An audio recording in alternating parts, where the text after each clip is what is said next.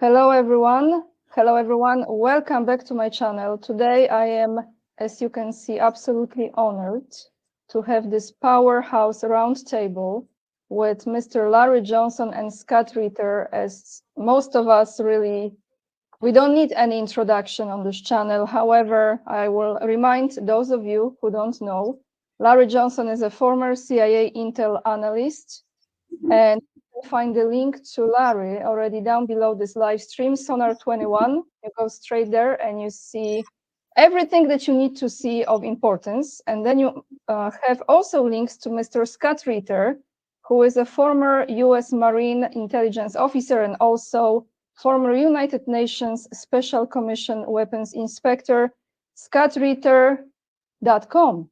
That's right, just that. Go down, all the links are already there, including the book me and Scott Ritter collaborated on. So proud of it. And Larry provided afterward. Yeah. Yep, and Mr. Larry Johnson did the afterward. Yeah. Welcome, gentlemen. Thank you so much for finding time. Yeah, glad to be here. I was going to encourage you to plug your book, so it's good. It's a nice historical record where you get to track what you and Scott talked about. And yeah, there he is. Plug it. I'll plug it. Thank you. No, actually, I would like to let me do my part. So this is, I'm not Jamaicano, like I say, but lately on my channel, when I record my solo videos, I said this to my audience. We still have a lot of people in this world who have absolutely no idea what's going on or what has been going on in Ukraine. And it's very hard sometimes to have those conversations and to explain to people. So maybe instead of having the family fights or divorces or other very difficult conversations, just please recommend them this book. If they cannot read because they don't have patience, then they can go and watch the interviews. And that's about it, right, Scott? I think that's the best idea. I concur with Anya completely. So, gentlemen, let's jump into what's going on, because I really feel like not just the United States, but the entire world, almost entire world, is at war. But definitely the next few months will be, let's buckle up, everyone, because what's going to take place, especially in the United States, that will create a ripple effect in the world, as it usually does. It's something to really be serious about and pay attention to. However, I was prepared with my questions, and then all of a sudden, of course, as I am on YouTube, I see this video, which was bringing up previously known as Twitter, now we have X, post from a Senator Josh Hawley, who just put this out about what took place on July 13th in the state of Pennsylvania. I don't have to explain to all of us. There was an assassination attempt on life of Donald Trump. He had rallied there. As we know, he survived it. But this post on X is very, very interesting. I recommend you to go to this after we finish the live stream. Of course, I cannot attach it because in Russia, I cannot access X, Twitter. So he's writing to the DHS, which is the Department of Homeland Security, that he received many calls, information from whistleblowers who have direct knowledge of the event and approached his office. According to the allegations, the July 13th rally was considered to be a loose security event. For example, detention, if I mispronounce, canines were not used to monitor entry and detect threats in the usual manner. Individuals without proper designations were able to gain access to backstage area. Department personnel did not appropriately police the security buffer around the podium and were also not stationed at the regular intervals around the event security perimeter. Now, this is important part, and then I will ask my question. In addition, whistleblower allegations suggest the majority of DHS officials were not, in fact, United States Security Service agents, but instead drawn from the Department's Homeland Security Investigations, HSI. So everyone can go into this and look yourself. There's more details and questions that the senator is asking. I would like my first question before I actually had this was this: who has ordered that? Maybe I stay with this question. In case of this unfoldment with the DHS, who has actually ordered that assassination? Who do you want to start? Want me to start? You, Larry. Well, let's step back first. This is, and Scott said the same thing. This was an utter failure by the Secret Service. So the question then is, what was the cause of this failure? Was it incompetence? Dereliction of duty, failure to be trained? That's on one side. Or was this part of a deliberate plan to try to have Donald Trump killed? I know that mentioned a Secret Service buddy I'll be interviewing here in about an hour and a half. When he was interviewed on Sunday, his initial remarks were, well, we shouldn't jump to conclusions and recognize this probably just was a failure of leadership and some poor training. When I talked to him Thursday night, he was going, man, this stinks. This stinks. Now, because there are too many things that happened that could be a coincidence, but I don't believe in coincidence. So the number one, for example, the regular Secret Service detail assigned to Donald Trump was pulled off. And it was pulled off because they were said, hey, you guys are tired, take a vacation. Excuse me. They then brought in this agent from Pittsburgh who's not very experienced, and they brought in other personnel, and they may have brought in Homeland Security folks. I don't doubt that if whistleblowers are telling Holly that, I would believe them. But part of the advance work that a Secret Service team assigned to an event like this is supposed to do is do a 360-degree sweep of the perimeter, going out about 1,000 yards. They did not do the sweep of that particular set of buildings that were off to Donald Trump's right where the shot was taken from. They didn't do it. They assigned that to the local police. Oh, you guys take care of it. Well, that's problem number one. Problem number two is we're now learning that there was a lot of information that there is a possible suspect out there in the crowd. And once you have a problem, protocol for Secret Service is pull the protectee off. Don't let him get out there in public and until you get the problem solved. Problem number three, no integrated communications. So you've got federal, state, and local police, and they should all be up on one channel where they can all call up and communicate, and you make sure the information is cycled back into the Tactical Operations Center, also known as the TOC. That didn't happen. Then how do you know who's friend and who's foe? Well, even in the war in Ukraine, we watch the Ukrainians are wearing blue armbands. They tie a blue ribbon around one of their arms, and the Russians tie a white ribbon around their arms. Why? So you make sure you don't shoot your buddies.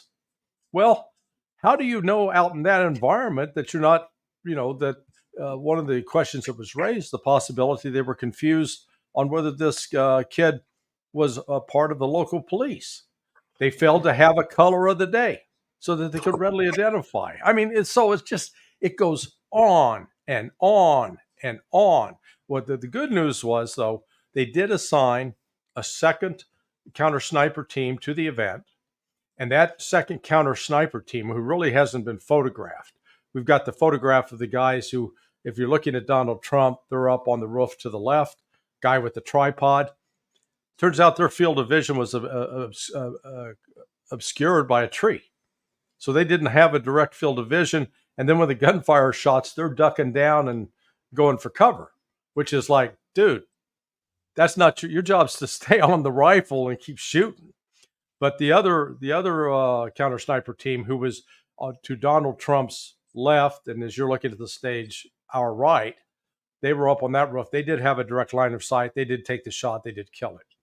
So, yeah. So what does all this mean? The failures were at the management level, and so the question has to be asked: what was the management trying to get Donald Trump killed, or were they just absolutely incompetent? Scott, was it ordered? Wait, Go for it, buddy. you know, I mean, I've been around the block a couple times. I've never worked with the Secret Service, so I can't claim to have intimate knowledge of Secret Service protocols. I've been on the periphery of Secret Service operations, and I will tell you that every time that happened, the Secret Service was large and in charge.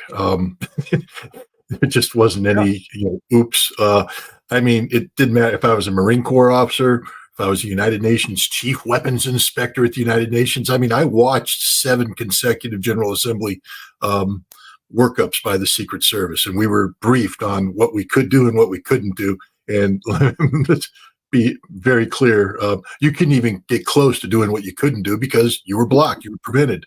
The perimeters were airtight. And then I've been involved in other things too, where just the professionalism of the people involved. I have a lot of respect for the Secret Service in terms of their training, their selection process. There's zero tolerance for error. Zero tolerance for error. It's one of those, especially when you get into presidential security, it's one of those organizations where if you show up at work with a scuffed shoe, that's considered to be, I'm being sort of over dramatic here, but that's like inattention to detail. You fail. You're done. We don't want you. You don't get away with making minor errors because minor errors become medium errors, become major errors, and you have a dead president. So there's no tolerance for any of this. And suddenly we have an operation. And let me just throw another thing out there. We can talk about this later, maybe. But oh yeah, and the Iranians want to kill Donald Trump. Yeah. All right. Yeah. So I'm just saying right now, which tells you that the Iranian intelligence is 100% bull crap. It's just made up, politicized crap thrown out there as a distraction. Because if the Iranians were seriously trying to kill Donald Trump, this outdoor event would have been locked and blocked, and they would have had double security, triple security. Go ahead, Anya. So who came up with this, that Iran is behind it, which is, can I just say, in my opinion, not being an expert, one of the biggest BS ever. Who came up with this? Well, we know who came up with it. Somebody in the Department of Homeland, Department of, God, it used to be the CIA was large in charge. It's now the Director of National Intelligence. Yeah, that's it. That another incompetent. It's up there with Department of Homeland Security on an organization that simply shouldn't exist because it makes America weaker. But somebody up there, look, there's no doubt. We know that after Donald Trump, and I'll get back to your question later, but after Donald Trump ordered the assassination of Qasem Soleimani, that the Iranians went crazy. And they have said there will be revenge. And I take the Iranians seriously at that. And so, of course, we have dossiers opened up. And of course, we have, people out there looking for intelligence tip-offs for this. We just had an Iranian presidential election where that issue was discussed. So there's going to be heightened alerts. People are going to be listening to the chatter and all that. I can guarantee you, 100% guaranteed without fear of contradiction, that the Iranians are not trying to kill Donald Trump at this point in time. Yeah. That's just not the direction they're going. They may be, there's politicians that are angry and all this stuff, but the Iranian government is not trying to kill Donald Trump or any senior American official that high up. Look, if a regional general offers himself up as a soft target, they can take the shot, they'll kill him because they want revenge. They are not targeting him. So you have people sitting there and somebody said, we need a distraction. And they went, bam, publish this crap, and out it went. Let's get back to the other thing. But the only reason why I bring that up is that it was real. You don't have this clown show. What happened, I believe, have you ever seen that movie, The Road to Perdition? Tom Hanks movie? He's a mafia assassin. And he gets tangled up with Paul Newman, who's a mafia guy, and the son of Paul Newman's a bad guy, and Tom Hanks wants to kill him. act of revenge, but he can't because he's protected. He's protected. But finally, after he causes enough harm, the deal is made that if you return the money or you stop robbing the banks, you get to kill the son. And he shows up at the hotel where, had he tried to show up previous, he'd have been killed. Had he tried to arrive in Chicago previously, he'd have been killed. Had he tried to get into the elevator, he'd have been killed. As he made his way up to it or tried to get into the guy's room, he'd have been killed. But instead, people just sort of step aside, and Tom Hanks walks all the way through the hotel, all the way up the elevator, comes in, nobody's at the door, opens up, and he kills the son. That's what happened. Trump was Epstein. All right? Trump was Epstein. There's no other way about it. You know, and people go, conspiracy theory. No, accidents like that don't happen in federal lockup. Yeah. Epstein was murdered on the orders of somebody. They replaced the guards with people who weren't trained. The cameras stopped working, everything, no documentation, and Epstein is killed. Donald Trump was Epstein. He's supposed to be dead right now. He's not supposed to be alive. We're not supposed to be talking about this right now. This is a huge, huge problem for the idiots who came up with this, because I don't believe that this was a well-planned operation. If this was a well-planned operation, Donald Trump would be dead. Yeah. I believe that this was a panic operation because take a look at what happened in the courts.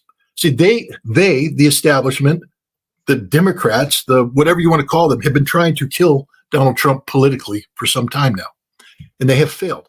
And he just won some major court, the Supreme Court decision, Cannon throwing out the case, their entire effort to make sure that he can't run for president has failed. And now he's up there. This was their last chance before the convention to get him. This is my firm belief. Do I have any evidence to back up anything I just said? Absolutely not, which is why I'm normally reticent about talking about it. But this has me so pissed off. I'm sorry to use the words, but because this is an affront to the American people. This isn't politics as usual. This is an affront to the American people. I'm not the biggest Donald Trump fan. Actually, I'm not a Donald Trump fan at all. I am a fan of the United States of America, unabashed. And I believe that the differences we have as a nation must be worked out at the ballot box. That if you don't like Donald Trump, don't vote for him. Go out and vote for the other person. If you don't like the other person, vote for, whatever you want. But to have the people we're supposed to trust with protecting the institutions. And it's not just the Secret Service. Understand that the FBI has to be involved in this as well.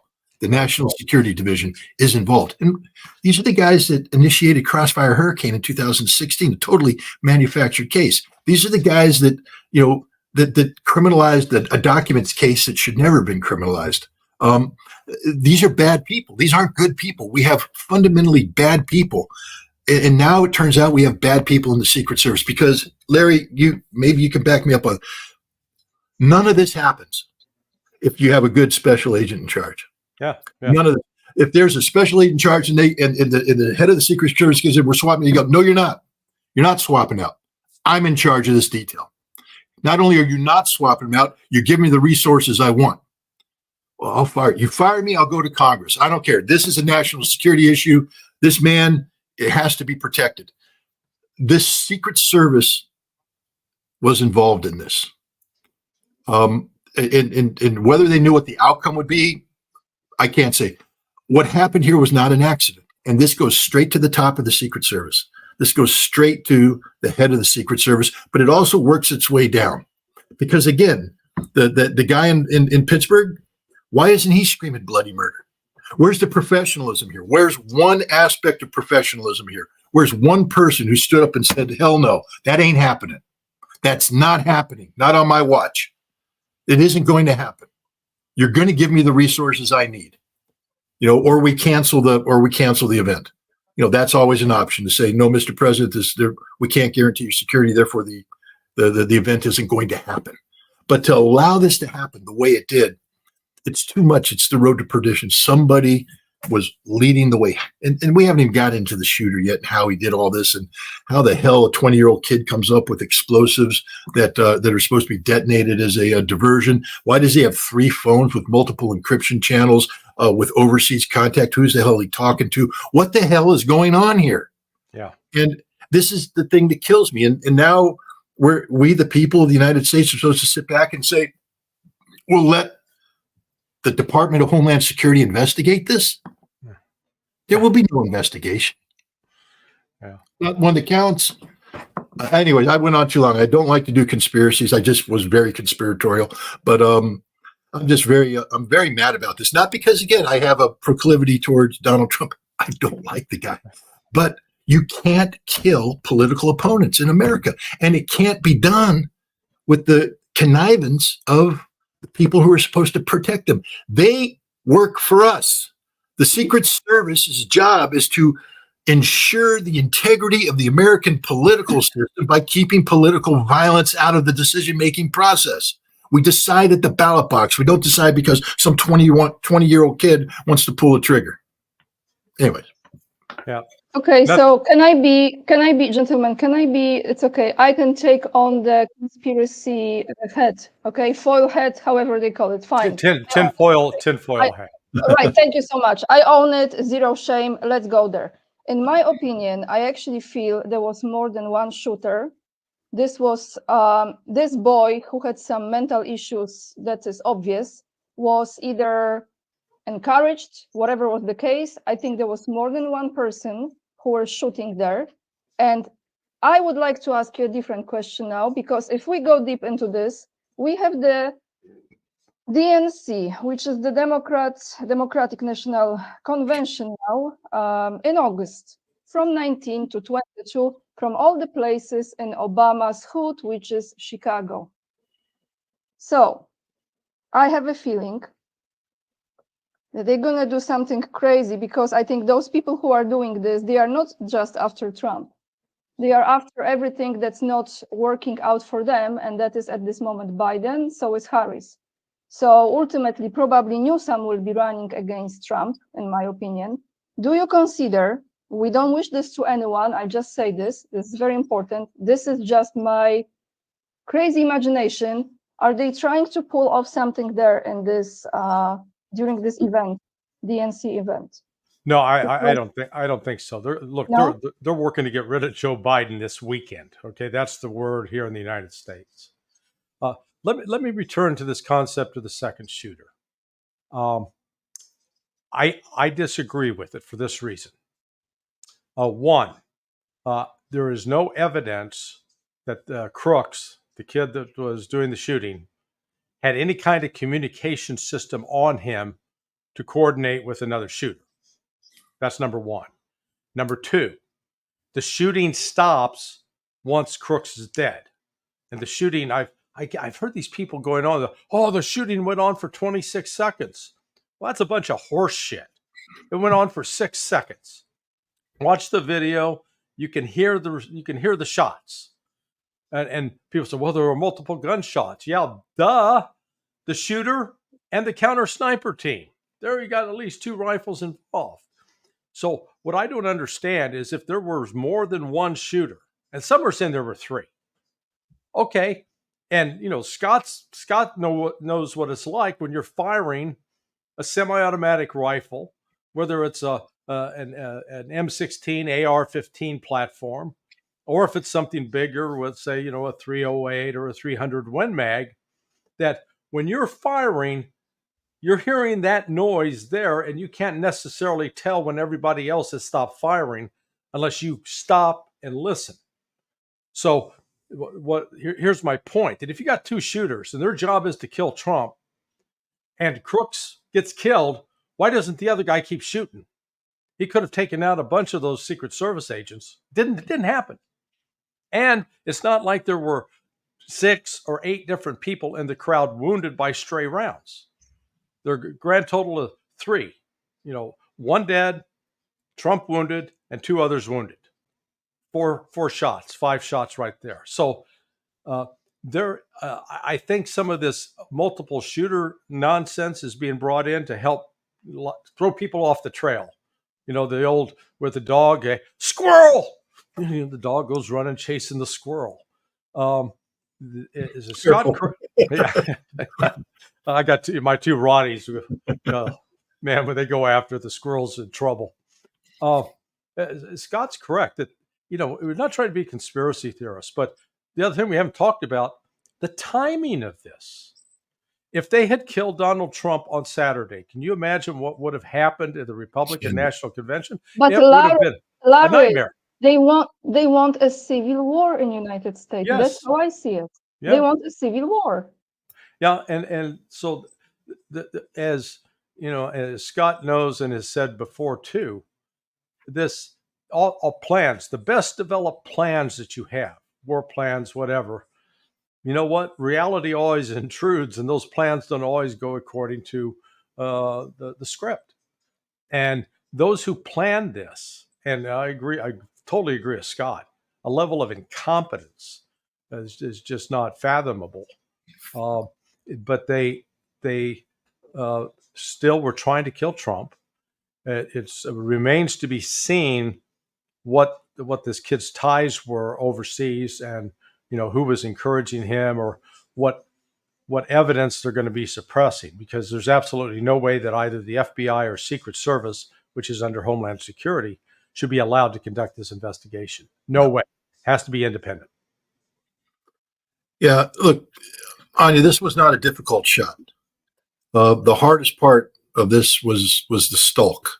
And that's what I want to, getting him into the perimeter, onto the roof, and then the low crawl that he did. It was a covered crawl. I mean, no amateur does that. Okay, this was a tactical movement to contact. It wasn't the best in the world because people saw it, but the people who saw it reported to cops who didn't respond. I mean, I know we have the story about the one cop pulling himself up, looking, and then getting the gun in his face and going down. I'm sorry.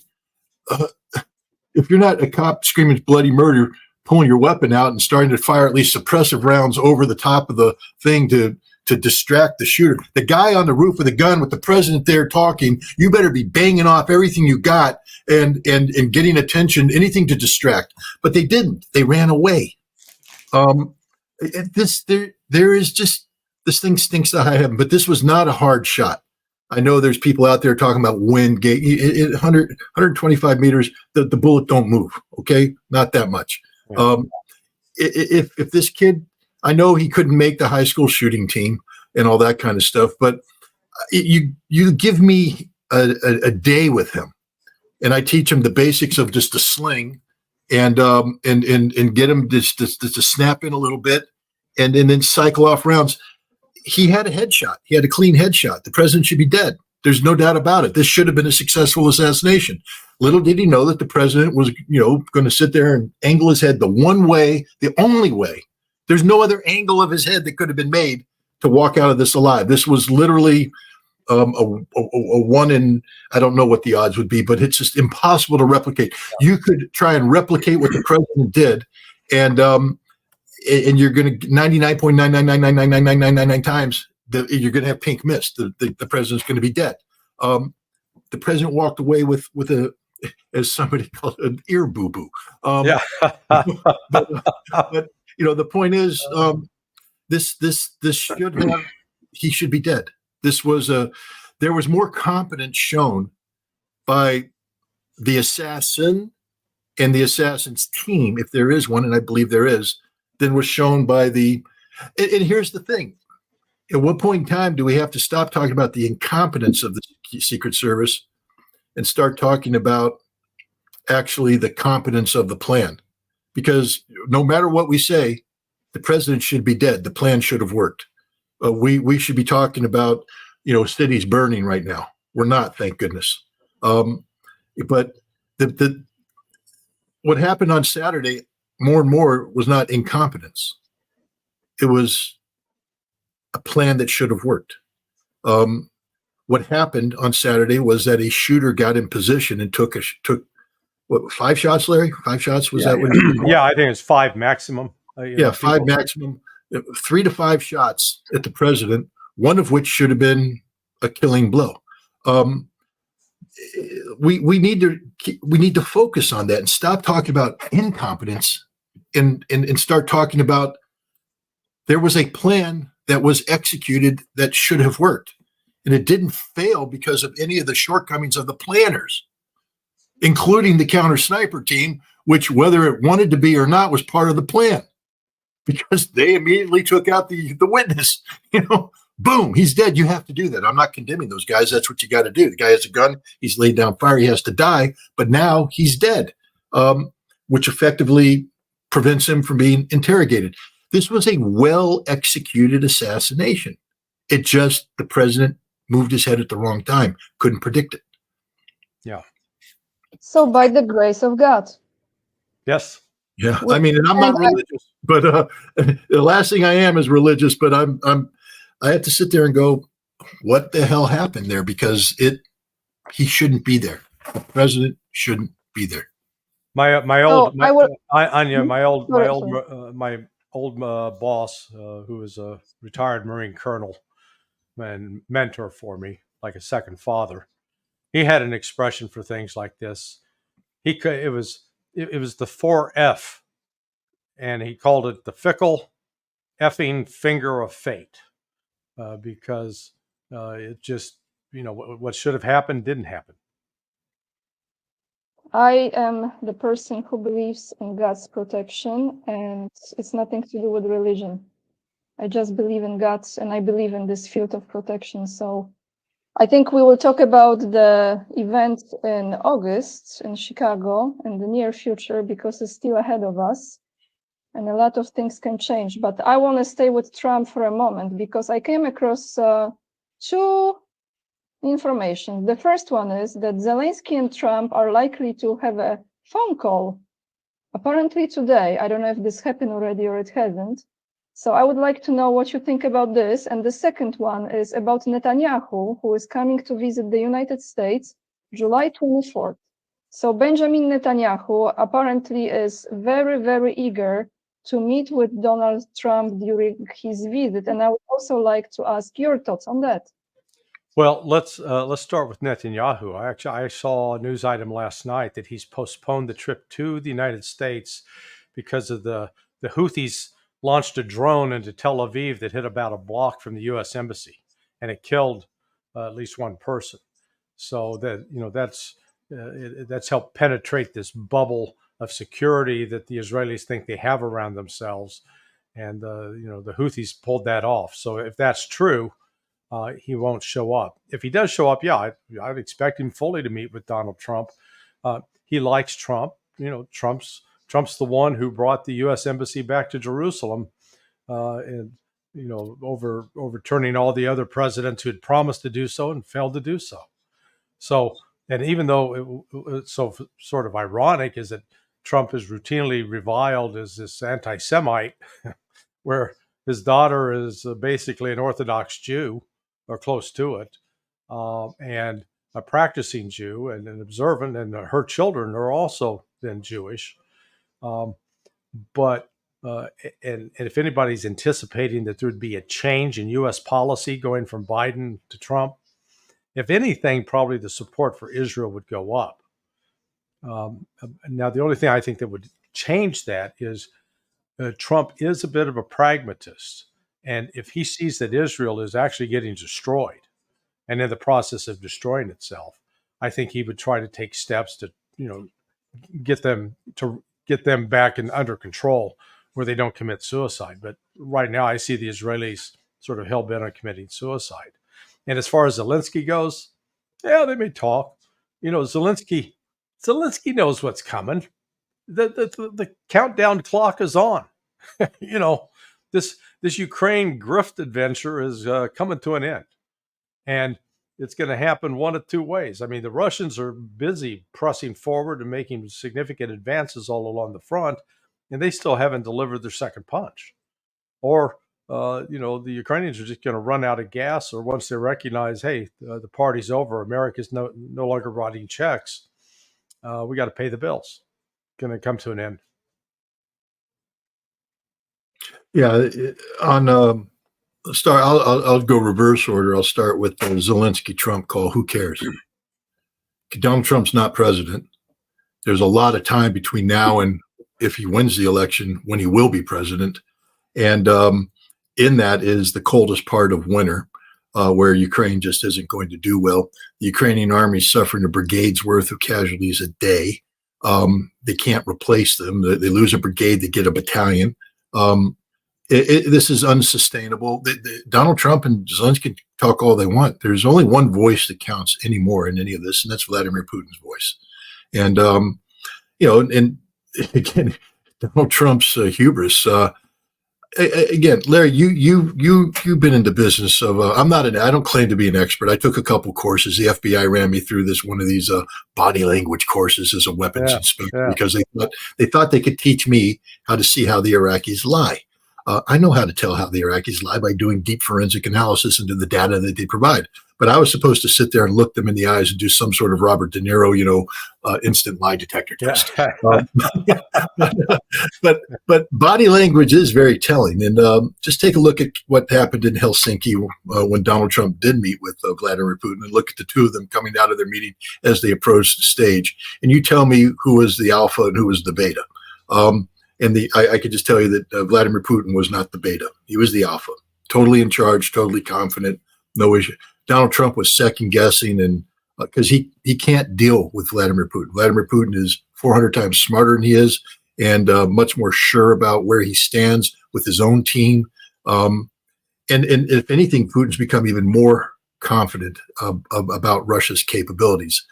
If Donald Trump thinks he can pick up the phone call, and through sheer force of personality, he doesn't know Vladimir Putin. He can say, I met him, I know him. You don't know Vladimir Putin. I would say probably nobody knows Vladimir Putin. Because he holds his cards very tight. No American knows Vladimir Putin. Oliver Stone might have the best insight because he shared some intimate moments during the interview. But other than that, what American spends time with Vladimir Putin? How do you know what goes on inside him? Do you know how he reacts outside of his official persona? We don't know anything about this guy. Big failing of the CIA, by the way. But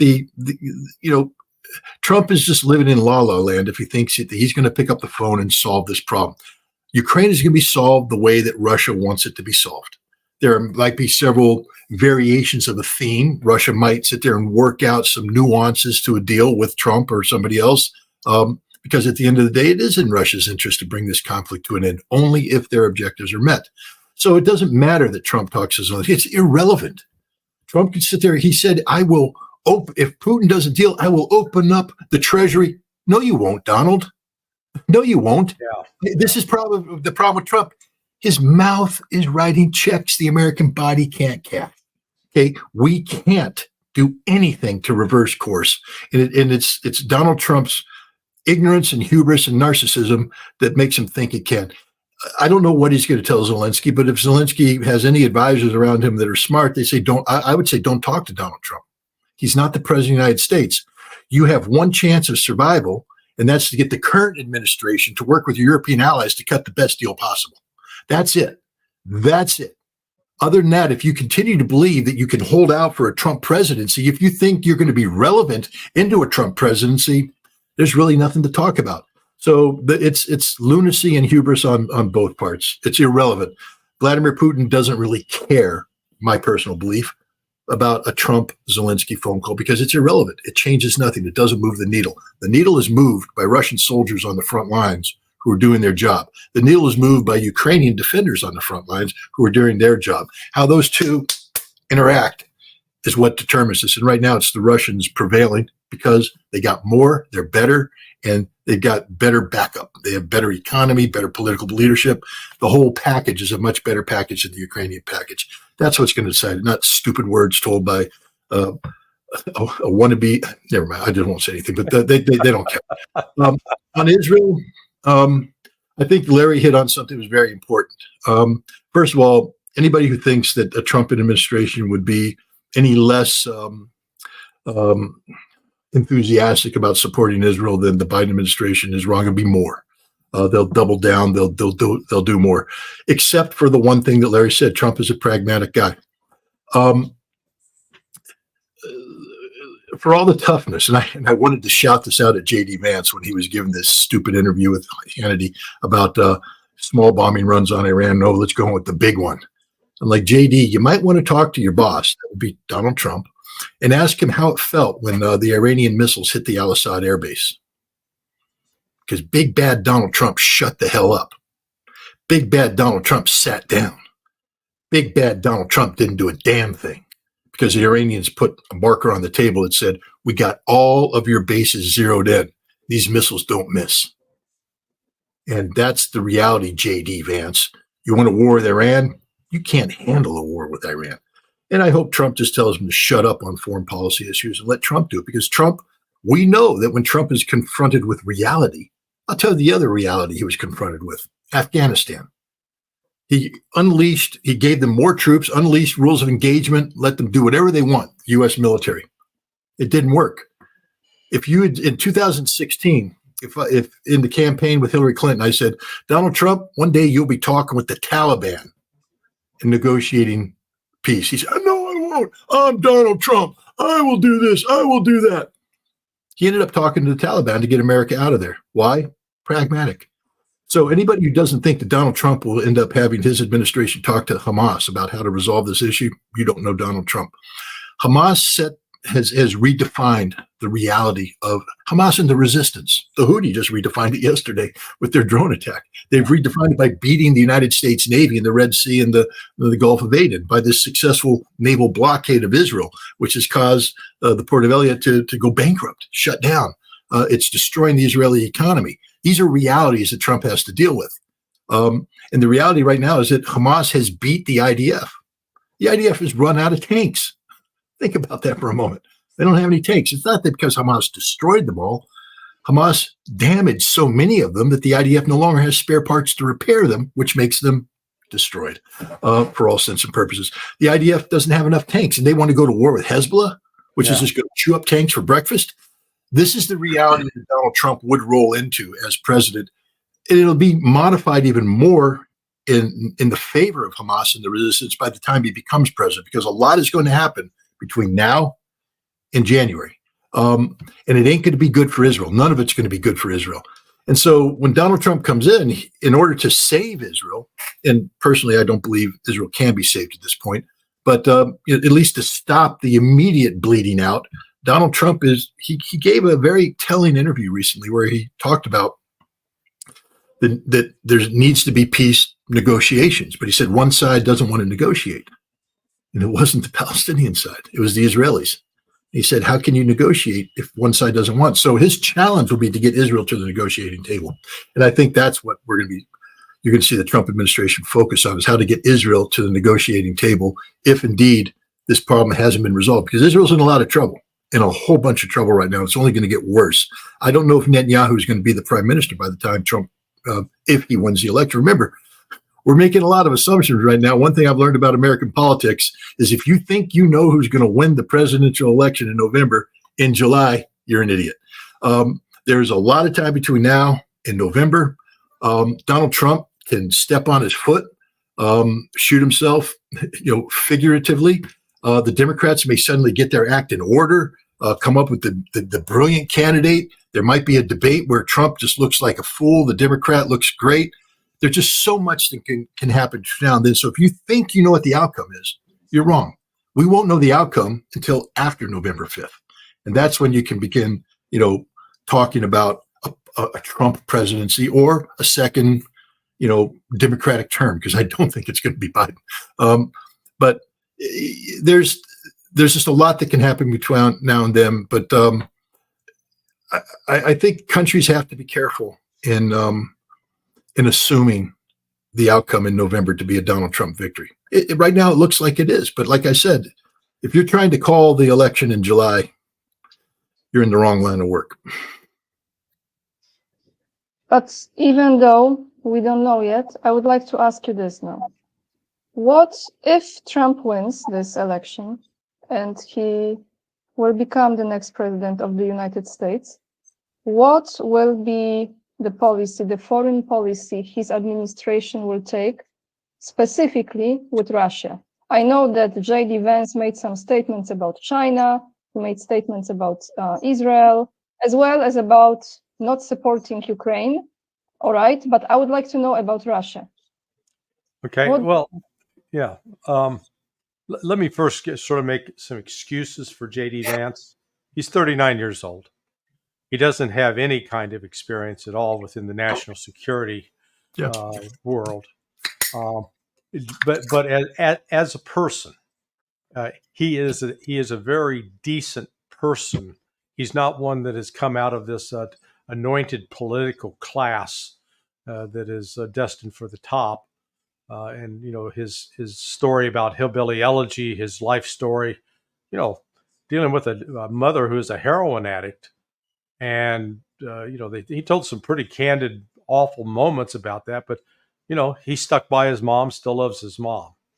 So that said, I agree with Scott, though. He's saying some really stupid stuff on the foreign policy. He's just mimicking and repeating what's out there.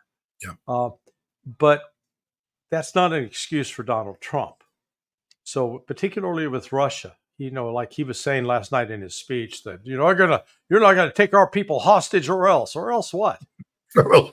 Yeah. What are you gonna do? Hold your breath until you turn blue? Because we've given about every sanction possible on Russia. Then all it's done is made Russia and China stronger and alienated the United States from a growing number of countries. But there is that part of Trump who he wants to be liked. That's a very strong desire. And he will do what's necessary to try to make Putin like him. And so to that extent, I think the one thing that will change with the Trump administration that's not in place right now is there will be communications between the diplomats, and they'll get back into the conversations. Because the one thing we've heard clearly from both Lavrov and Sergei Rybakov, the deputy foreign minister, they don't have anybody to talk to. I mean, I heard that directly from the deputy foreign minister back in December. He goes, "Who do we talk to? We don't have anybody to talk to. They're not talking to us." Now, that's not to say there are not. There's been contacts between Bill Burns and the head of the SVR. That's taken place. But there is not that kind of communication that existed back, in 1972 when Nixon and Brezhnev could talk, for God's sake. So, I think that will come back into focus. And, but I still doubt that sanity is ever going to prevail, at least in the near term, in Russian-U.S. relations, because the American people are just so brainwashed into a stereotype of Russia as the still vibrant Soviet Union, who's full of communists, hates God, hates religion, authoritarian state. By God, Putin's killing everybody. It's so total repression. It's all bullshit, but that's what Americans think. Yeah. Here's the problem. One of the things that makes Donald Trump attractive in the United States, it makes J.D. Vance attractive, is that they're not of the establishment. They're of a different kind of establishment, but not the political establishment. Right. Which is cool, especially if you're somebody who says, I want the deep state, the establishment, the blob, whatever we want to call this thing, broken up and done away with. These are attractive, but here's the problem. Let's say Donald Trump becomes president. Who is he going to pick as his Secretary of State? Because the entire bench comes from the deep state. Who is he going to pick as his Secretary of Defense? Because the entire bench comes from the deep state. Donald Trump doesn't have. Go ahead. Would you ever, how many people are always mentioning this, and we talk about this, but would you ever consider to be in this position? If you would ever be offered this position, would you take it or not? No, I mean, first of all, I won't be offered, so it's unrealistic. I have a criminal record. I mean, I'm innocent. Doesn't matter. I'm a convicted felon. I guess if we put a convicted felon in the White House, maybe we can. Maybe we can but no, I mean, I would much rather be in a position where I advised informally than, because here's the problem. You're being set up to fail because it's a huge institution. The reforms that would have to be made, you'd have to have if I were to be Secretary of Defense, you'd have to give me the authority to walk into every meeting I go to, and as soon as somebody opens mouth, I say, "Throw your stars on, get the hell out, you're fired. You're fired, you're fired, you're fired, you're fired, you're fired, you're fired," and basically decimate the senior ranks because we have a military that's fundamentally broken. You'd have to retrain the entire military. And I'd get in trouble with the courts because I'd do things like desegregate combat units. No women in combat units. I'm sorry. I want maximum lethality if I'm going to be doing this. I want to make sure that when my battalions engage, I kill more of the enemy than they kill of me. I reduce my casualty rates. I increase their casualty rates. You can't do that. Our military today is fundamentally broken. So I wouldn't do it because I'm 63 years old and I want to spend time with my family and not die of a heart attack. But I have no problem advising, and I do advise indirectly by writing. And Larry does the same thing. The stuff we do when we do podcasts like this, when we write, we're advising indirectly. People read what we say, it resonates, it has an impact. And so I'd rather do that. But the frustration here, Trump has to attack Russophobia. Just a quick story. My daughter just graduated from Georgetown University from the Foreign Service Institute, the elite institute to trace. She got her master's degree. This is where they train the diplomats. This is where the CIA puts their people in before they become, under diplomatic cover. This is where the elite foreign policy people go. She majored in South Caucasian affairs, the Southern Caucasus, Georgia, Azerbaijan, Armenia. But she had to, take Russian language, and she had to be familiar with the entire region. I took her with me to Russia in December, and we were there in December and January. We got to meet some very interesting people. We got to see some very interesting things. One of the people she met, she got to meet the big four in Chechnya, the big four, Abdiel Adanov, Lord, Adam Delikanov, and Ramzan Kadyrov, and have substantive discussions with all four of them. She comes back to Georgetown, which is supposed to be a place of, academic, encouraging an open mind and all that stuff. What should have happened is the moment her academic advisors found out where she went, she should have been called in to a board of their best scholars and their best students. And they said, brief us. We want to debrief you. We want to learn. What did you see?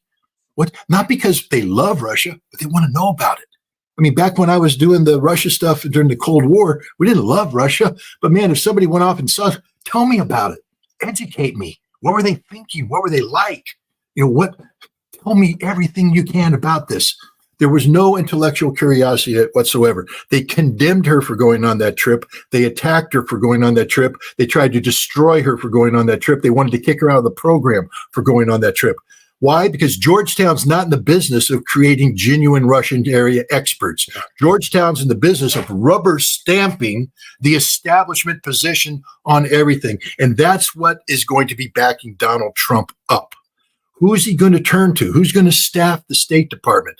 It's not just the Secretary of State. I've met with Anatoly Antonov, the ambassador, many times, and he said this over and over again. No one's talking, just like Larry said, no one's talking.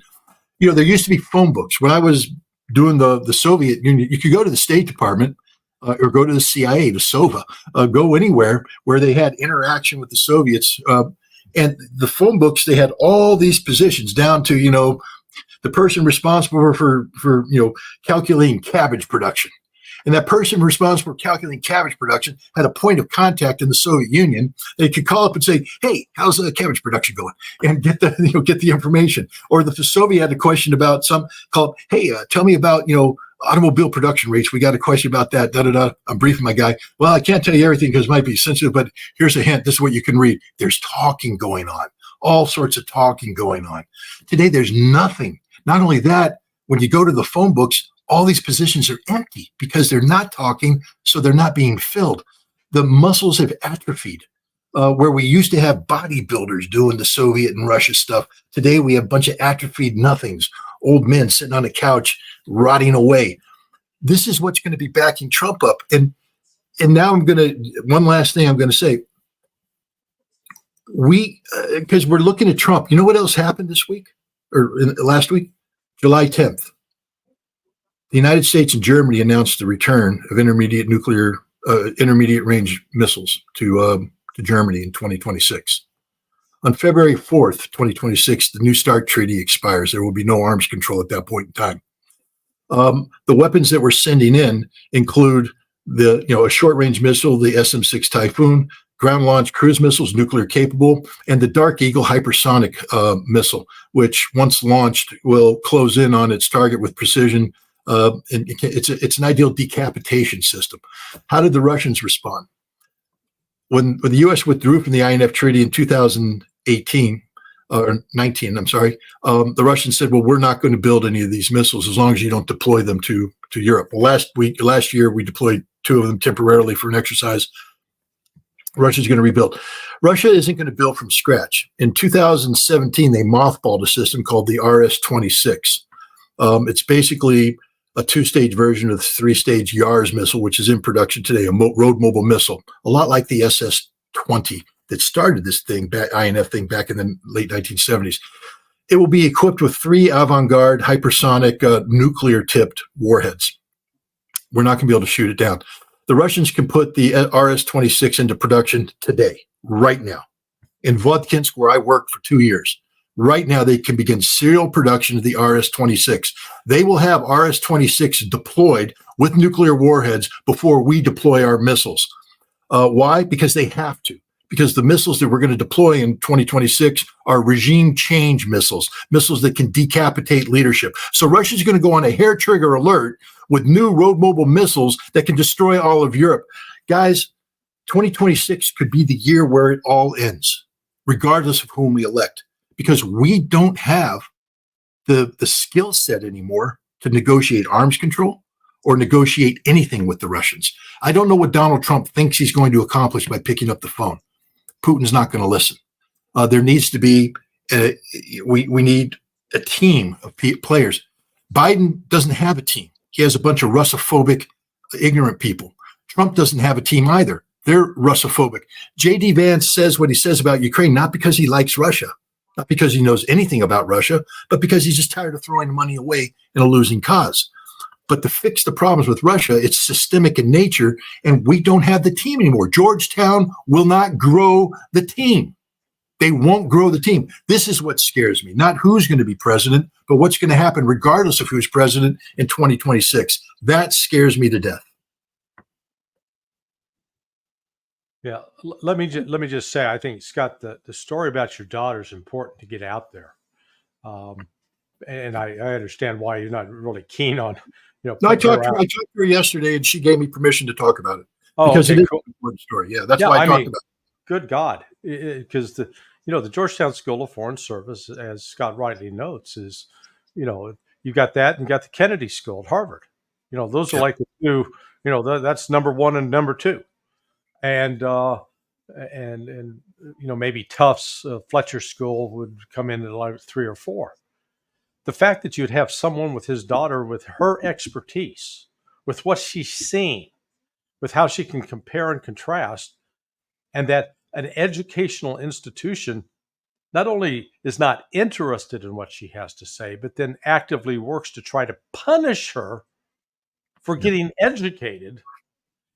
Yeah, I mean, that encapsulates right there the problem with America. That's why this thing's not going to turn around anytime soon.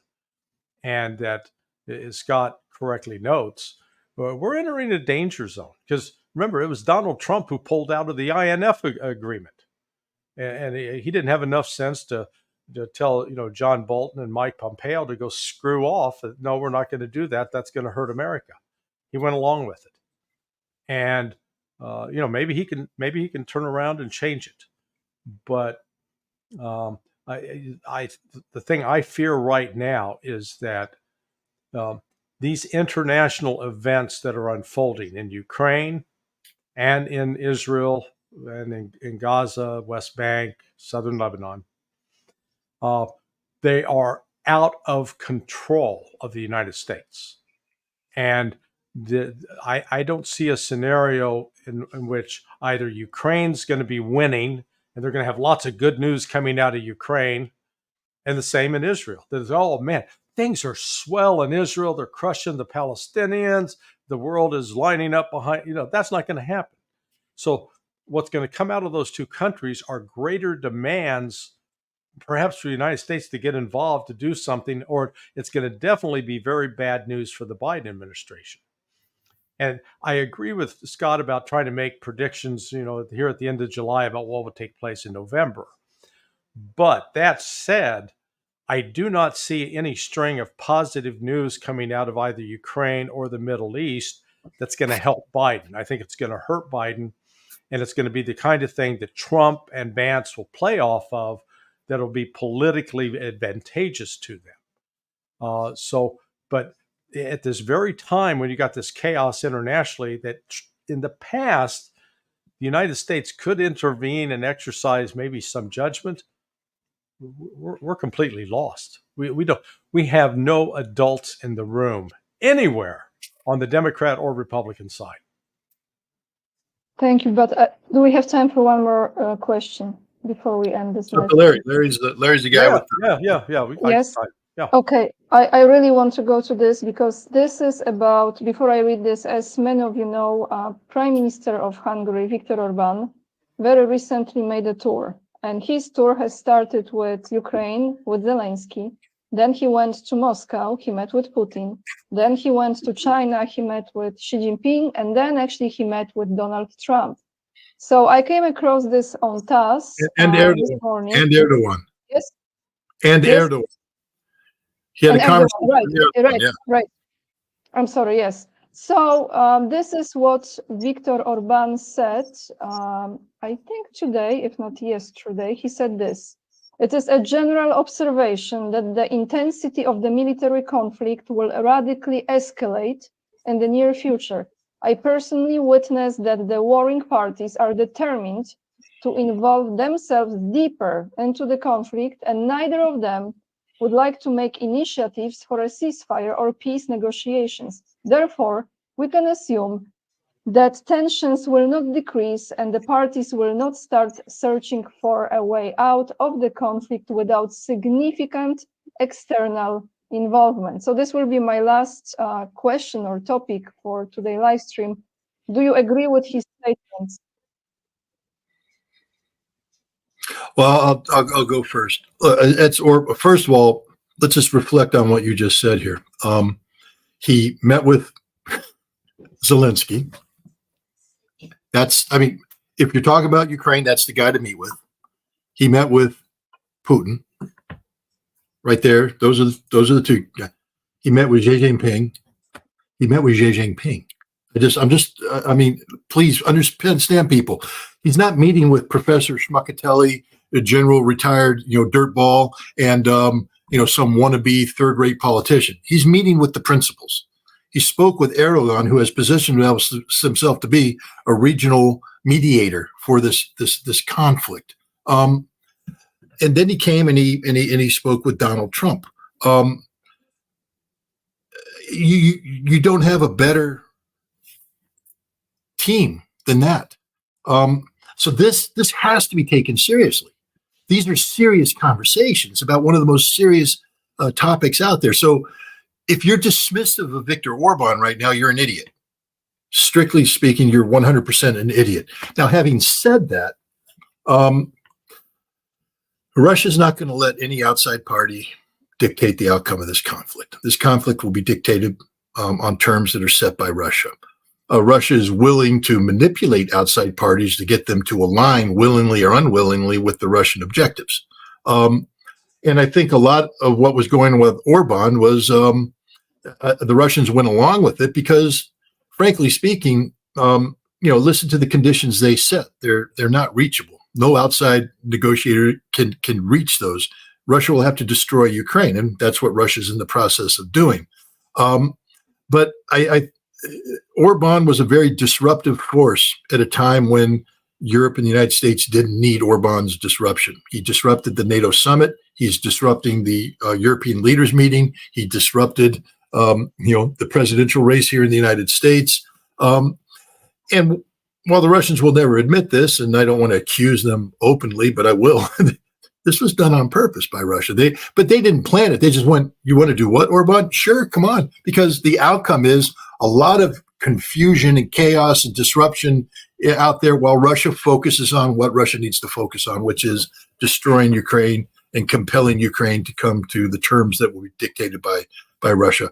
God bless Viktor Orban. I hope that peace can come, and I hope that that the work he put on, that he put into this, bears fruit. But unfortunately, to have a settlement, you need both sides to be rational. And right now we have one side that's totally irrational, and that's the West, that's Europe, that's the United States, that's the Ukrainians. And so, Orban, I think, will just go down in history as a guy who made it a peace initiative that had to be taken seriously, but never was followed through because one side wasn't serious about peace. Yeah, and the other dimension with Orban is he's been vilified in the European Union, the whole European community for the most part, for undertaking a peace mission. And in contrast to his peace mission, you've had increased heated war rhetoric emanating out of the United Kingdom with Keir Starmer, the new prime minister. I mean, he's as crazy as little Rishi Sunak. Same with Macron, same with Scholz. So the war fever in Europe hasn't abated, and yet they're terrified with the prospects that, oh my God, Donald Trump's going to win, and so is this J.D. Vance, and we're going to be on our own. And it's almost amusing listening, to Starmer the other day, just saying, "Oh yeah, we're going to increase our support for Ukraine," and I'm going, with what? I mean, hell, guys, you can't even get your aircraft carriers out of port. You've got 70,000 soldiers. You couldn't even fill up Wembley Stadium, and of those 70,000, maybe 30,000 are deployable, if that. You don't have any industrial base in your country for producing artillery shells or the barrels for the howitzers. Tanks, you're not producing any of those new. I mean, what good are you other than you're this cheerleader on the side? And Scott's exactly right that the time has passed where Russia felt that perhaps negotiation was in its interest. It's winning. I mean, I anticipate that we're going to see a dramatic increase in Russian operations in August, going into September, because once you get to the end of September and then the muddy season comes in October, I think part of what the Russians are looking at is they're going to be able to push forward and secure positions that when come the muddy season, the Ukrainians are not going to be able to penetrate those. They just will not have the equipment and the ability to maneuver. And it will put Russia both in a stronger position. And then when winter sets in with the power outages that have taken place in Ukraine, they're already not, you already can't find meat and dairy products in the grocery stores because they're all rotting in the heat. Well, the refrigeration won't be a problem come winter because I just put it outside, let it stay cold outside. But then, water pipes freeze. People that live in, multiple story apartment buildings, they're either going to be in really great shape from climbing, 20 flights of stairs a day, or so the possibility of just an entire implosion in Ukraine is going to increase if this goes on into the fall. But it's still, right now there are rumors circulating that Syrskyi wants, hey, we can't keep this up. We need to enter into surrender talks with the Russians. Whether that's true or not, it's just more rumor. But there is nothing that's going the way in Ukraine's favor. And Russia holds all of the trump cards. So when they look at Orban, if he brings a reasonable deal to the table, but the reasonable deal is going to be this, that Odessa is going to be returned to Russia. Ukraine's going to swear off forever joining NATO, and NATO's going to, back the hell out of Romania and Poland with its weapon systems. and there's going to be a genuine buffer and an agreement that we're not going to be enemies, we're not going to attack each other, but you're going to stand down and step away. And unfortunately, I don't see any political will in the West to do that. But that would prevent the escalation of the war, because as you know, Polish President Duda, as Lukashenko calls him Dudu, he just recently, let's have some laugh in this crazy world. Dudu, he made a statement that after Ukraine, when Russia wins with Ukraine, this is not over. And Poland will be next, right? Well, so no.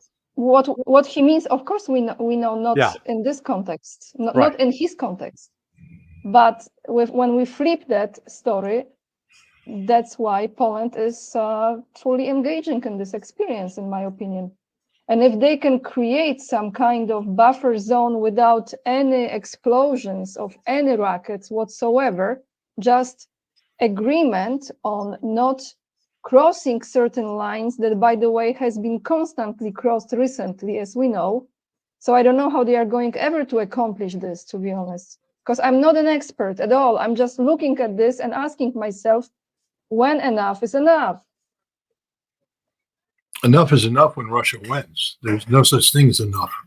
Russia's lost 100,000 men. All right, let's just be clear about this. Russia's lost a lot of people. Not as many as the Ukrainians, but Russia's lost a lot of people. You think Russia's going to walk away from that? You think Vladimir Putin can walk away from that? No. Russia's in. They're all in. The nation is in. He has the mandate. The West is out there. We're looking at our problems here and our inner. We're wrestling with that and the other. Russia's all in. The Russian people have said, win this thing. And when this thing isn't compromising. If you think that Western Ukraine is going to be allowed to stay intact with a Banderist element in place politically, you don't know anything about Russia. Yeah. The Banderists are dead. They're finished. They're gone. Their time is done. They're going to be purged from Ukraine. If you think the Zelensky, Russia won't even talk to him. They said, even if you guys want to talk, give us somebody else. Zelensky's out. There will be a new government in place. Russia, if you think Odessa, look, the Ukrainians right now are doing a dance. They just had Ukrainian Navy Day, and we've beaten the Russians in the Black Sea. We've kicked them out of Sevastopol. Yeah, congratulations, guys. So you put everything into making Sevastopol uninhabitable for the Russian fleet, and they moved off to different ports. And the price you're going to pay is you're going to lose Odessa. The same thing for the idiots who are like, we made Belgorod hell. We're bombing Belgorod. We threatened that. You just lost Kharkov. Guaranteed. Russia will never allow the Ukrainian government to control those two areas ever again because of what they've done.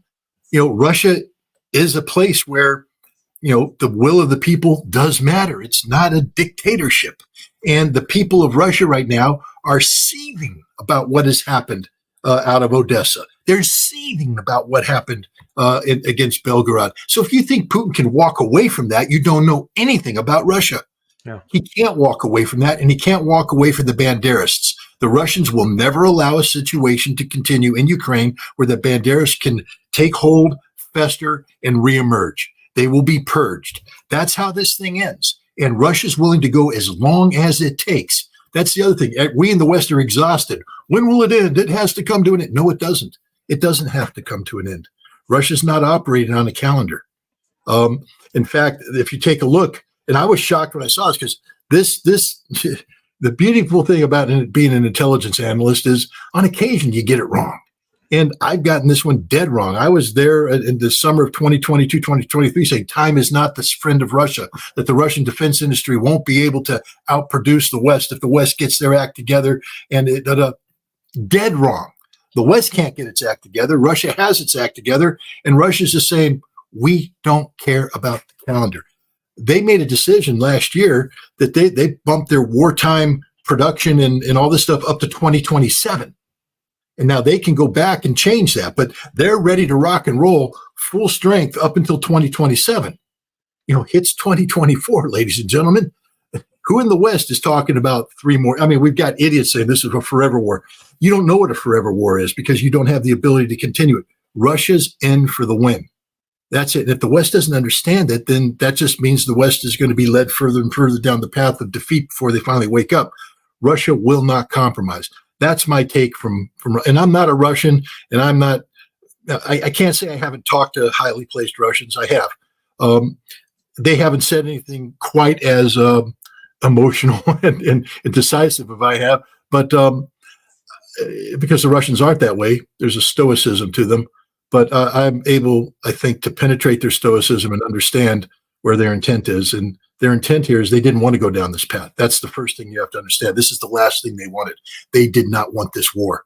But now that that war has been brought to them, they are going to finish it. And this war doesn't end in Ukraine. That doesn't mean that they're going to invade Poland. But understand this, that peace treaty that Russia put down in December of 2021, that ain't over, guys.